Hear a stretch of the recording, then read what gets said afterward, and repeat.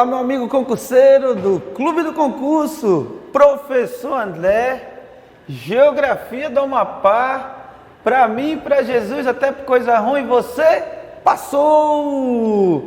E vamos aí para uma aula de Geografia do Amapá. Essa aula agora é uma aula inaugural, é uma aula aí que a gente trabalha a formação espacial amapaense, para você entender aonde que o Amapá está localizado, né? Entender o porquê da gente, por exemplo, estar nesse grande aí, né? Nesse grande meio aí chamado meio amazônico, né? O centrão do planeta, aonde nós estamos aqui concentrados com a maior fauna, flora e grande biodiversidade planetária.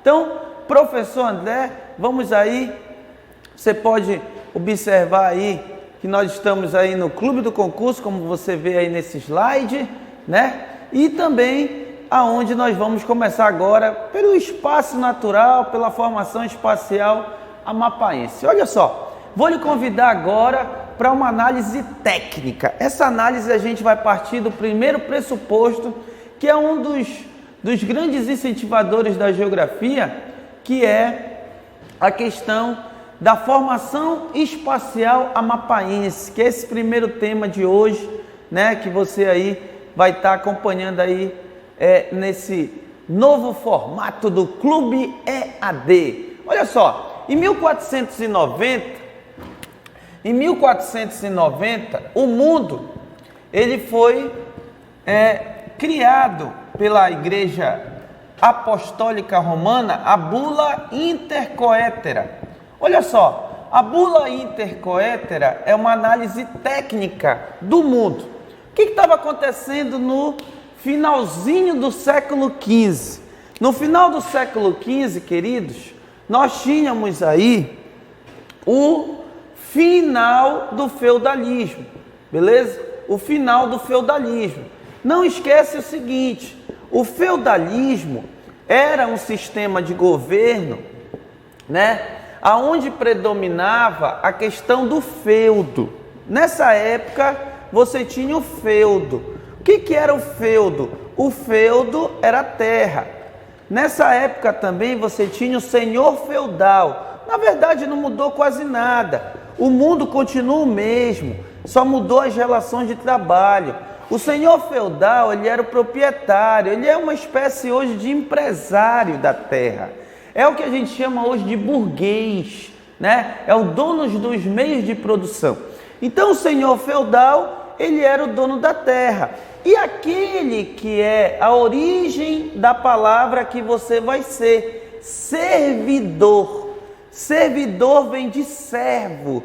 Quem é o servo? O servo é o prestador de serviço. O servo, naquela época, é o escravo, né? Era o escravo. E naquela época, a terra, ela tinha valor, assim como tem até hoje, né? Assim como tem até hoje, a terra, ela tem valor, que é o símbolo aí do nosso Clube do Concurso. Então, queridos, presta atenção numa questão. O mundo nessa época, ele era um mundo extremamente europeu. Era o famoso eurocentrismo. Olha só, aqui eu vou colocar para você o seguinte, ó. Aqui você tem a Europa, né? Aqui você tem a Europa. Aqui do ladinho você tem a Índia, que é hoje o continente asiático, né? Você tem aqui a Ásia, que é a antiga Índia, Companhia das Índias Orientais. Aqui você tem a sofrida África, com os seus 54 países, né? Sendo 50 continentais e 4 ilhas. Aqui você tem um continente onde a gente mora, é o continente das Américas, com 37 países, sendo 2 países desenvolvidos, Estados Unidos e Canadá, e 35 países sofridos, que formam a imensa América Latina, a América Hispânica, a América Ibérica, a América que foi colonizada pelos países europeus, principalmente Espanha e Portugal. E aqui você tem a ilha de James Cook, né? James Cook, que colonizou a famosa Oceania, né? Aqui você tem James Cook e aqui você tem o arquipélago da Oceania, aonde o principal país é a Austrália, seguido da Nova Zelândia também, que é um país desenvolvido, né, aqui nessa região. Então aqui eu coloquei para você um esboço técnico para você acompanhar aí essa aula, esse esboço técnico do que seria o Mapa Mundi de hoje. Presta atenção numa coisa, a partir de 1490, nós temos a decadência do feudalismo. E com a decadência do feudalismo, né, e o início das grandes cruzadas, que é o avanço da Igreja Católica, que é o avanço do cristianismo, frente às famosas grandes navegações. E aí nós vamos virar a chave, queridos, e vamos entrar num período chamado de grandes navegações. Você também conhece isso como expansão marítimo-comercial europeia. E a partir daí começa a bula intercoétera. A Igreja Católica decreta a questão da criação de normas marítimas para que você possa navegar. E aí nessas normas maríticas, nós vamos conhecer um documento chamado de bula intercoétera. E a partir dessa bula intercoétera, o homem começa a navegar. Tem até uma frase importante do Cruz Maltino Vasco da Gama, né? Que diz assim: se navegar é preciso, navegarei pelos 7 mares. E o que tinha aqui nas Índias, meus queridos? Olha só, seu Carlos. Aqui nas Índias você tem o que a gente chama de especiarias. Professor, o que seriam essas especiarias? As especiarias seriam, queridos, o cravo, a canela, o tecido, a pimenta. Olha só, coisas que hoje praticamente não valem nada, mas que na época valia muito. Naquela época, você temperar uma comida era coisa extraordinária. E aí você não pode esquecer que para chegar até aqui a Companhia das Índias Orientais, você tinha que passar pela cidade de Veneza, né? E teria que passar também pelo Império de Constantino, a cidade de Constantinopla. E aqui nessa região aqui, queridos, você conhece o Mar Mediterrâneo. O Mar Mediterrâneo, né? O famoso Mar Mediterrâneo. Aqui você tem uma região que separa a África da Europa, chamado de Estreito de Gibraltar. Gibraltar era um navegador, né, que navegava nessas regiões aí, e aí ele ficou conhecido como o Estreito de Gibraltar, aqui que separa a região do Marrocos, ali no Estreito de Magrebe, ali próximo da região de Gibraltar. E aí, queridos, olha só o que vai acontecer. Vasco da Gama, ele fez 6 viagens, né? Fazendo esse contorno aqui que você está observando nessa aula. E para passar por essa navegação aqui era o seguinte: bem aqui você tem a África do Sul, e aqui na África do Sul você tem uma região chamada de Periaplo Africano, né? Na verdade tem vários nomes aqui. O Periaplo Africano, ele também é chamado de Cabo Canaveral, Cabo das Tormentas, Cabo Fé em Deus, Cabo Vá com Deus, né? É uma região extremamente difícil de navegar. Só para você ter uma ideia, o antigo navegador, né, francês Jacques Cousteau, ele afirmou juntamente com outros navegadores, como Peter Blake, que aqui nessa região aqui você tem muitos tesouros no fundo do oceano, né? Porque aqui separa o Oceano Atlântico do Oceano Índico. E aqui nessa região, Vasco da Gama conseguiu contornar o Cabo da Boa Esperança, né? O Cabo Canaveral, e conseguiu fazer 6 viagens. Pasmem, cada viagem dessa tinha mais de 600% de lucro. Era como se você trouxesse 1 quilo de cravo e canela por R$1 e você vendia na Europa por R$600. Então era um importante comércio marítimo europeu, altamente lucrativo, altamente rentável para as grandes navegações. E aí, olha o que vai acontecer.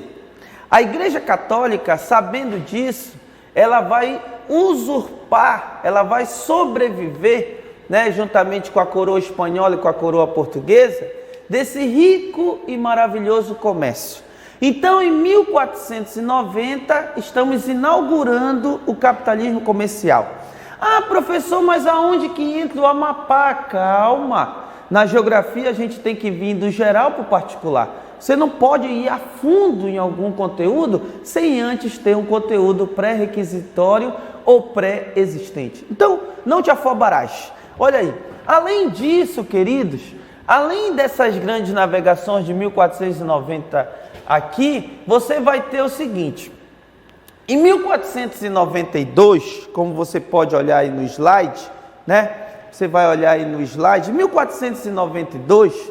nós vamos ter a descoberta das Américas. Olha o que vai acontecer.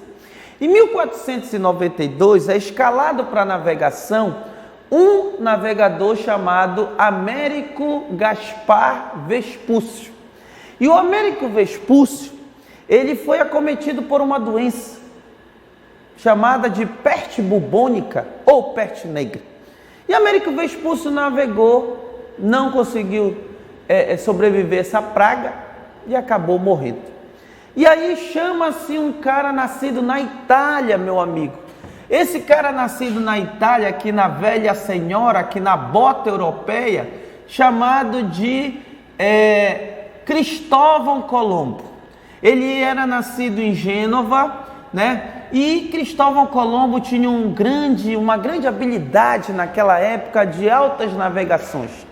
E aí, Américo Vespúcio falecido, o Cristóvão Colombo aparece. Chama-se o Cristóvão Colombo e pede para ele fazer uma viagem. Qual seria essa viagem, professor André? Essa viagem seria o seguinte: descobrir as Américas, descobrir esse continente que era chamado pela Igreja Católica e pela coroa espanhola e portuguesa de o Novo Mundo, né? Tem até no hino do Brasil, né? Iluminando o novo mundo, do que a terra mais garrida, né? A imensa América. E aí, olha o que vai acontecer, senhores. Américo Vespúcio, na ausência dele, Cristóvão Colombo navega e ele vai chegar aqui no finalzinho de agosto. Naquela época a igreja, ela batizava os locais com o dia do santo que estava no calendário, beleza? Com o dia do santo que estava no calendário.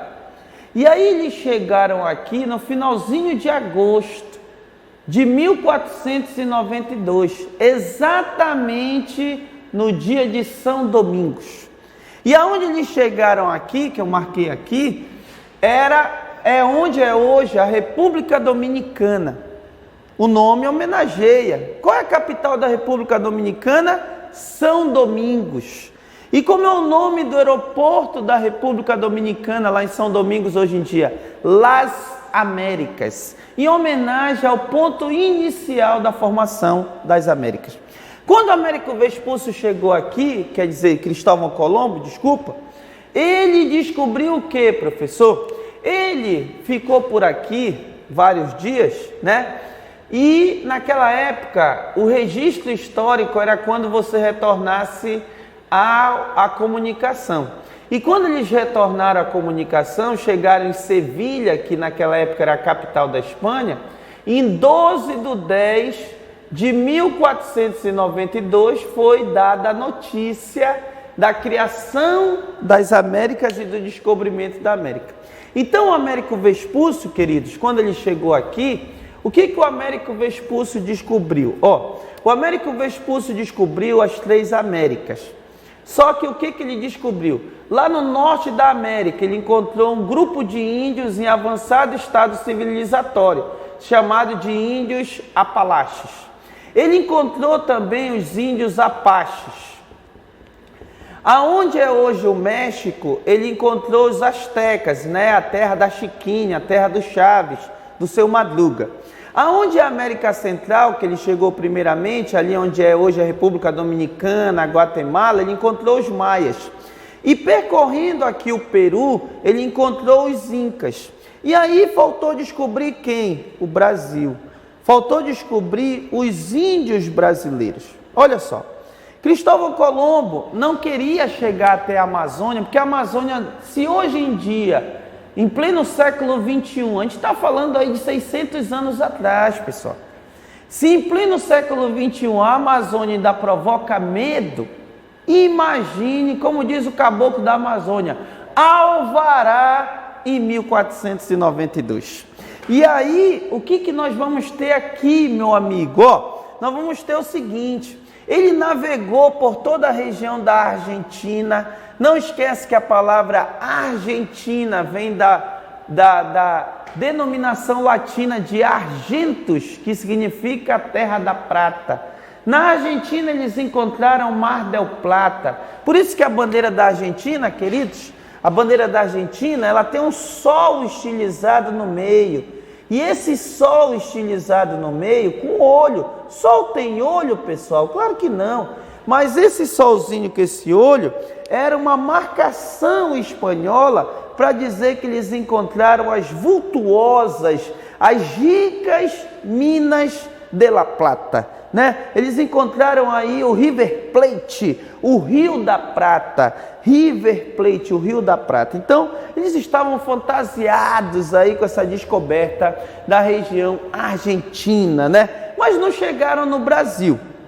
Porém, ao voltar no dia 12 de outubro para a Europa e noticiar a descoberta das Américas, ainda não tinham toda a descoberta. Por que dos 37 países da América, o único que fala português é o Brasil? Por quê? Você já se perguntou isso? Você aí que está acompanhando essa aula, já se perguntou? Pois é. Por que nós somos um estranho no ninho? Por que você não pode, né? Você aí que está acompanhando essa aula aí no Rio Grande do Sul, no Paraná, Santa Catarina, por que você, quando sai de um desses 3 últimos estados do Brasil, na região sul, e você entra dentro da Argentina, dentro do Paraguai, ali na tríplice fronteira, por que você já se sente, digamos assim, um estranho no ninho? Porque lá já é espanhol e aqui é português, meus queridos. Nós somos a única nação portuguesa das Américas. Olha só o que é isso. Olha só o que é isso. É uma coisa importante. E aí, em 1494, a Igreja Católica consegue perceber que chega madeiras aqui na costa ocidental africana. Olha só, queridos, eu vou marcar aqui, ó. Aqui você tem, ó, a ilha de Cabo Verde, a ilha de Açores e a ilha da Madeira. Aonde nasceu Cristiano Ronaldo? Cristiano Ronaldo não é português. Cristiano Ronaldo, ele é africano, ele é madeireiro. Inclusive, ele é conterrâneo de nós aqui, amapaenses.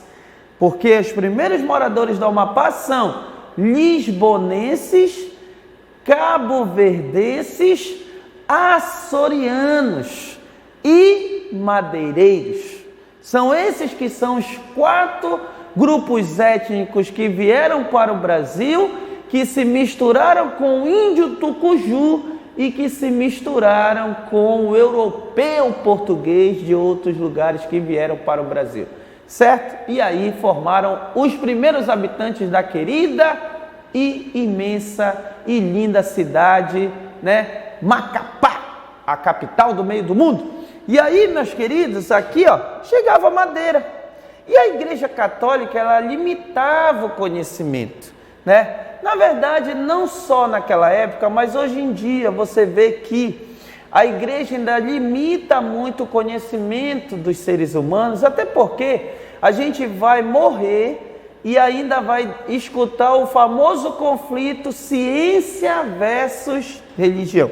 Você sabe que isso nunca vai ter um consenso, nunca vai ter algo exato. E aí, na ilha de Açores, aqui chegavam toras de árvores. E essas pessoas pegavam essas toras de árvores, esses nativos, partiam a madeira e contavam para o diácono, contavam para o padre. Olha, padre, chegou a madeira ali na costa, devido às marés, devido às correntes marítimas, né? Aquele conhecimento empírico. E a gente cortou a madeira, padre, saiu uma tinta vermelha. E aí a Igreja Católica, nos seus manuscritos apostólicos, colocava que as pessoas não poderiam navegar se não fosse pelas ordens religiosas. E aí, em 1494, você vai acompanhar aí no slide, beleza? Pode acompanhar aí no slide, 1494, nós temos mais uma data importante aí nessa trajetória da espacialização mapaense. Sabe qual é? O Tratado de Tordesilhas. Olha só, em 1494, esse tratado ele vai ser assinado numa cidade espanhola chamada de Todas as Ilhas. Todas as ilhas que estivesse a oeste de Cabo Verde, elas seriam portuguesas. Olha só, queridos, 1494, olha só que história bacana. Nós vamos ter aqui o Tratado de Todas as Ilhas. O Tratado de Tordesilhas, assinado na Espanha. Tordesilhas é uma cidade espanhola até hoje. Olha só. E nesse tratado, eu vou fazer aqui um esboço aqui para você. Olha só. Nesse tratado, né? Você pode também acompanhar aqui nesse slide aqui, é mais claro aqui, ó. Olha aí, ó. Nosso amigo aí vai colocar aí para você ver. Você vai ver o Tratado de Tordesilhas aí. E nesse Tratado de Tordesilhas, o que você vai ter aqui, meus queridos? Ó, as terras a oeste de Cabo Verde, a oeste da ilha de Açores, essas terras serão de quem? Olha só, meus amigos, serão de Portugal. E as demais terras serão espanholas. Olha só, já para a gente concluir esse primeiro bloco aí dessa aula, essa primeira aula aí para você. Então, por analogia, a gente nasceu o quê? O Amapá aqui, ó, essa terra fértil de imensos tesouros. Os teus filhos alegres confiam num futuro imenso de louros. Se o momento chegar algum dia de morrer pelo Brasil, não me convide, que eu não vou, tá bom? O Amapá aqui ficou de qual lado? Ficou do lado espanhol. Então, pelo lado espanhol, você pode ver aqui, né, nesse mapa aqui, um pouquinho aqui do Brasil, né? Você pode ver aí também no slide que esse mapa, né, do Tratado de Tordesilhas aí, a parte espanhola é a parte pobre do Brasil. Ah, professor, mas o senhor agora enlouqueceu, porque o lado do Nordeste também é pobre. Ei, cuidado!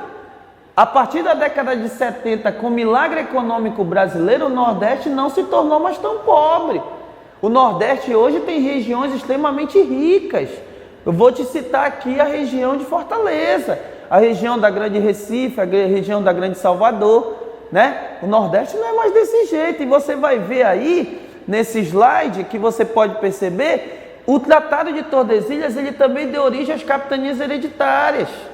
Então, para a gente concluir esse primeiro bloco, presta atenção num detalhe aqui para a gente finalizar com chave de ouro essa primeira aula aí que você está acompanhando. Olha só, então em 1494, com o Tratado de Tordesilhas, nós vamos ter a inclusão do Amapá no mapa do Brasil, professor. Eu já posso perguntar isso, como já caíram em questões anteriores de concurso? Sim, porque em 1494 o Amapá aparece no mapa pela primeira vez.